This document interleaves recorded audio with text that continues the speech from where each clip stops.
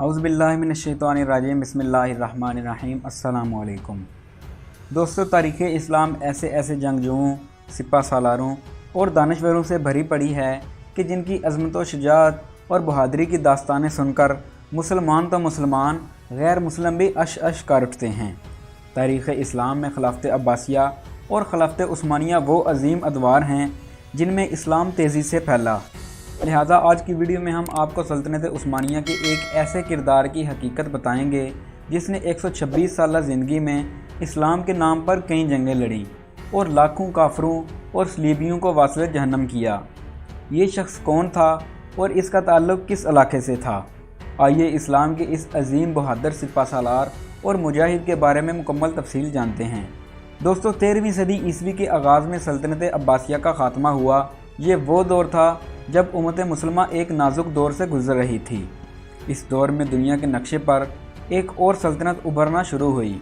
चंगेज़ खान की क़यादत में मंगोलिया से ताल्लुक़ रखने वाली एक खूनख्वार फ़ौज जब अपनी सल्तनत की तोसी के लिए दूसरे इलाकों पर यलगार की तो देखते ही देखते इस फ़ौज ने मशरक़ी वस्ती यूरोप को फ़तह कर लिया।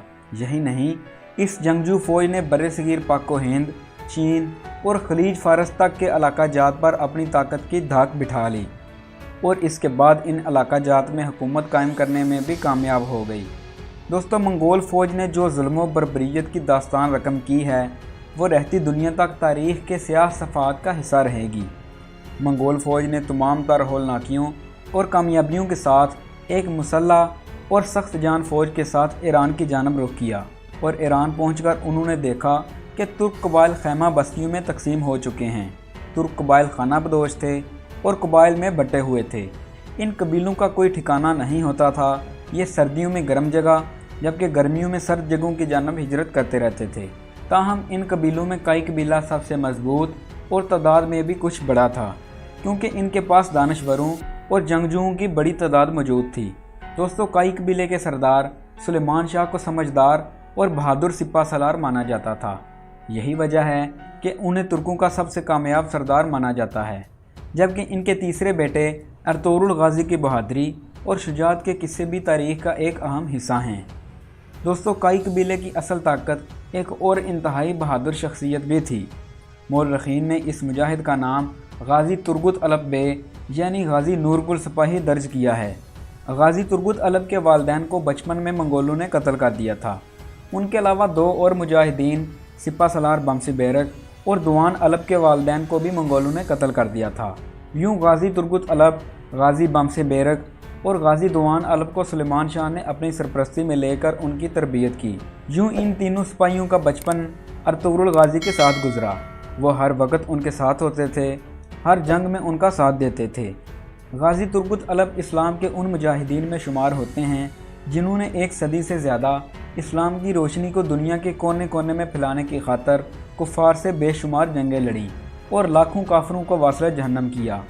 तारीख़ उन्हें इसलिए भी जानती है कि उनकी शुजाअत और बहादुरी बेमिसाल थी। इसके अलावा तारीख़ में लिखा है कि गाज़ी तुर्गुत अलब इतने बहादुर थे कि अकेले 20 आदमियों का मुकाबला कर सकते थे और अगर उनकी आंखों पर पट्टी भी बंधी हो तो फिर भी बखूबी लड़ते और उनको पता होता था कि तलवार का वार किस जानब से आ रहा है। उर्दू ज़बान की तारीख़ी कुतुब में तुर्गुत अलब को नूरगुल के नाम से पुकारा गया है। तुर्गुत अलब इंतहाई खूबसूरत और कड़ियल जवान हुआ करते थे। चनांचे इस मुजाहिद ने मैदान जंग में वो बहादुरी की मिसालें कायम की जिनसे हर मुसलमान का जज्बा जहाद जाग उठता है और इसका दिल करता है कि वो भी इस्लाम के इस अजीम मुजाहिद के नक्शे कदम पर चलते हुए अपने दीन की खिदमत करे। दोस्तों, गाज़ी तुर्गुत अलब मैदान जंग में तलवार की जगह कुल्हाड़ा इस्तेमाल करते थे। ये 92 सेंटीमीटर तवील और 1650 ग्राम का कुल्हाड़ा आज भी इस्तांबुल के अजायब घर में महफूज है और हज़ारों लोग इस कुल्हाड़े को देखने अजायब घर में जाते हैं। गाज़ी तुर्गुत अलब को कुल्हाड़े का माहिर जंगजू माना जाता है और आपको ये जानकर हैरानी होगी कि गाज़ी तुर्गुत अलब के कुल्हाड़े को दुनिया के कदीम तरीन हथियारों में से सबसे मजबूत हथियार माना जाता है।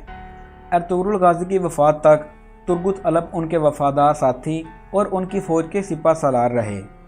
अर्तुगरुल गाज़ी की वफ़ात के बाद उन्होंने उनके बेटे उस्मान का साथ दिया। यूँ जब उस्मान गाज़ी ने 1299 में सल्तनत उस्मानिया की बुनियाद रखी तो तुर्गुत अलब उस्मानिया की पहली जंग में भी शरीक थे। اس کے بعد عثمان غازی نے انہیں اناگول شہر کو فتح کرنے کے لیے بھیجا۔ جب انہوں نے یہ شہر فتح کر لیا تو غازی عثمان خان اول نے انہیں اس شہر کا گورنر بنا دیا۔ یوں غازی ترغت الب اس تاریخی شہر کے 36 سال تک گورنر رہے۔ دوستو، کہا جاتا ہے کہ غازی عثمان اول کے انتقال کے بعد ان کے بیٹے اورحان غازی کے دور میں 126 سال کی عمر میں اسلام کے عظیم مجاہد اور سپہ سالار غازی ترغت الب بے شہید ہو گئے۔ دوستو، اسلام کے لیے 1 صدی سے زائد جنگیں لڑنے والے اس عظیم مجاہد کو ترکی کے تاریخی شہر اناگول کے قبرستان میں دفن کیا گیا ہے۔ ترغت الب کی وفاداری کے سبب سغوت میں ارطغرل غازی کے مقبرہ کے باہر ترغت الب کے نام سے منسوب ایک اعزازی قبر بھی ہے، جو کہ ان کی اصلی آرامگاہ نہیں ہے۔